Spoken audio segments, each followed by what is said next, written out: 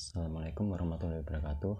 Saya Irwan Saputra, perwakilan dari kelompok 4 akan menyampaikan mengenai mata kuliah optoelektronika yang membahas tentang detektor optik, fotodetektor atau detektor cahaya. Fotodetektor atau biasa disebut dengan sensor cahaya adalah sensor yang membuat kita dapat melakukan pendeteksi cahaya, terus melakukan perubahan terhadapnya jadi sinyal listrik dan dipakai dalam sebuah rangkaian yang memakai cahaya sebagai pemicunya. Atau lebih singkat, fotodetektor adalah alat yang menerima cahaya kemudian merubah variasi-variasi daya optik menjadi variasi arus listrik. Sensor fotodioda merupakan dioda yang peka terhadap cahaya. Sensor fotodioda akan mengalami perubahan resistansi pada saat menerima intensitas cahaya dan akan mengalirkan arus listrik secara forward sebagaimana dioda pada umumnya. Sensor fotodioda adalah salah satu jenis sensor peka cahaya atau fotodetektor. Fotodioda terbuat dari bahan semikonduktor, di mana yang biasa dipakai adalah silikon atau Si, gallium arsenat atau GaAs, timah sulfide atau PbS, dan lain-lain. Bahan-bahan ini menyerap cahaya melalui karakteristik jangkauan panjang gelombang, misalnya 250 nanometer ke 1100 untuk nanometer silikon dan 800 nanometer ke 2,0 mikrometer untuk GaAs. Dioda foto adalah jenis dioda yang berfungsi mendeteksi cahaya. Berbeda dengan dioda biasa, komponen elektronika ini akan mengubah cahaya menjadi arus listrik. Cahaya yang dapat dideteksi oleh dioda foto ini mulai dari cahaya inframerah, cahaya tampak, ultra ungu, sampai dengan sinar X. Aplikasi dioda foto mulai dari penghitung kendaraan di jalan umum secara otomatis, pengukur cahaya pada kamera, serta beberapa peralatan di bidang medis. Jenis sensor peka cahaya lain yang sering digunakan adalah fototransistor. Fototransistor ini pada dasarnya adalah jenis transistor bipolar yang menggunakan kontak junction atau base collector untuk menerima cahaya. Komponen ini mempunyai sensitivitas yang lebih baik jika dibanding dengan fotodioda. Hal ini disebabkan karena elektron yang ditimbulkan oleh foton cahaya pada junction ini diinjeksikan di bagian base dan diperkuat di bagian kolektornya. Namun demikian, waktu respon dari transistor foto secara umum akan lebih lambat daripada dioda foto. Fotodioda akan mengalirkan arus membentuk fungsi linear terhadap intensitas cahaya yang diterima. Arus ini umumnya teratur terhadap power density atau dP. Prinsip kerja fotodioda ialah sebagai sebuah foton atau satu satuan energi dalam cahaya dari sumber cahaya diserap. Hal tersebut membangkitkan suatu elektron dan menghasilkan sepasang pembawa muatan tunggal, sebuah elektron dan sebuah hole, di mana suatu hole adalah bagian dari kisi-kisi semikonduktor, dan kehilangan elektron arah arus yang melalui sebuah semikonduktor adalah kebalikan dengan gerak muatan pembawa. Cara tersebut di dalam sebuah fotodiode digunakan untuk mengumpulkan foton menyebabkan pembawa muatan atau seperti arus atau tegangan mengalir atau terbentuk di bagian elektrode.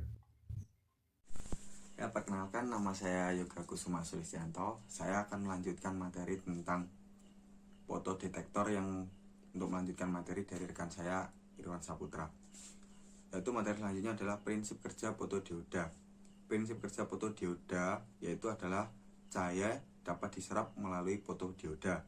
Yang kedua, terjadi pergeseran foton. Yang ketiga, menghasilkan pasangan elektron hole di kedua sisi. Elektron menuju sumber plus dan hole menuju sumber negatif, sehingga arus akan mengalir di dalam rangkaian. Materi selanjutnya adalah detektor optik. Detektor optik sebagai salah satu komponen sistem optoelektronika digunakan untuk menangkap sinyal intensitas yang dikirim sumber cahaya lewat media transmisi. Detektor berfungsi mentransformasi besaran intensitas cahaya menjadi besaran yang lain, seperti besaran listrik. Berdasarkan pada penyebab perubahan besar intensitas cahaya menjadi besaran listrik, maka detektor dibagi menjadi dua, yaitu satu, piranti termal atau detektor termal. Yang kedua, piranti foton atau detektor foton. Pada piranti termal, absorpsi cahaya oleh bagian piranti yang sensitif terhadap cahaya fotosensitif. meningkatkan temperatur konduktivitas listrik keluaran detektor termal sebanding dengan jumlah energi yang diserap persatuan oleh detektor. Proses absorpsi pada detektor foton menyebabkan secara langsung pada parameter kuantum atau emisi fotoelektrik elektron dari permukaan. Untuk keluaran detektor ditunjukkan oleh laju absorpsi kuanta cahaya yang bukan pada energinya. Beberapa perbedaan sifat detektor termal dan detektor foton ditunjukkan pada tabel di bawah. Berikut adalah tabel perbandingan parameter detektor termal dan detektor foton. Yang pertama, frekuensi respon. Memiliki detektor termal yang rendah dan detektor foton tinggi. Yang kedua, spektral responsi. Memiliki detektor termal lebar atau konstan dengan detektor fotonnya terbatas. Yang ketiga, sensitivitas.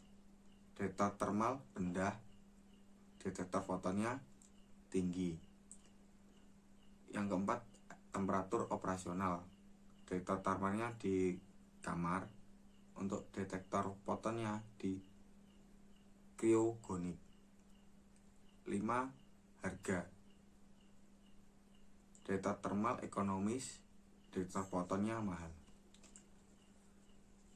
Detektor termal merupakan jenis detektor yang paling tua untuk penginderaan atau sensing radiasi.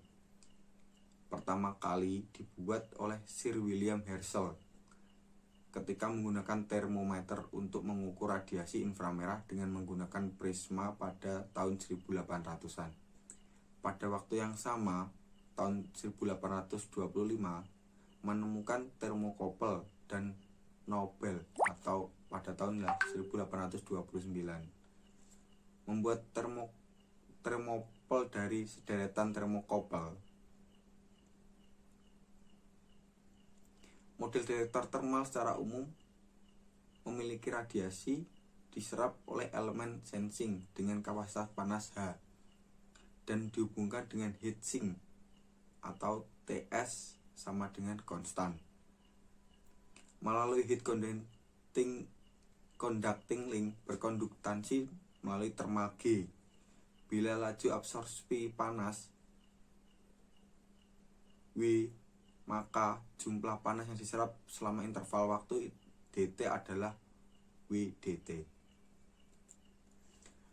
Detektor termal dapat dibagi menjadi 3 tipe, yaitu detektor termal berdasarkan pergeseran mekanik. Contohnya seperti cairan dalam termometer glass, yang kedua bimetal strip, yang ketiga radiometer Kruse, yang keempat Golay cell. Untuk yang kedua, detektor elektrik, contohnya bolometer, termokopel, dan piroelektrik. Dan untuk yang ketiga, detektor jenis lainnya seperti evapografi. Persyaratan yang harus dimiliki detektor optik ialah mempunyai sensitivitas yang tinggi pada daerah operasi panjang gelombang. Yang kedua, responnya cepat. Yang ketiga, draw yang dihasilkan kecil. Yang keempat, tersedia cukup bandwidth untuk menyalurkan bitrate data yang diterima. Yang kelima, tidak sensitif terhadap perubahan suhu. Yang keenam, secara fisik kompatibel dengan dimensi kabel. Yang ketujuh, mempunyai waktu operasi yang lama. Dan yang delapan, ukurannya kecil. Sekian untuk materi yang saya sampaikan tentang fotodetektor.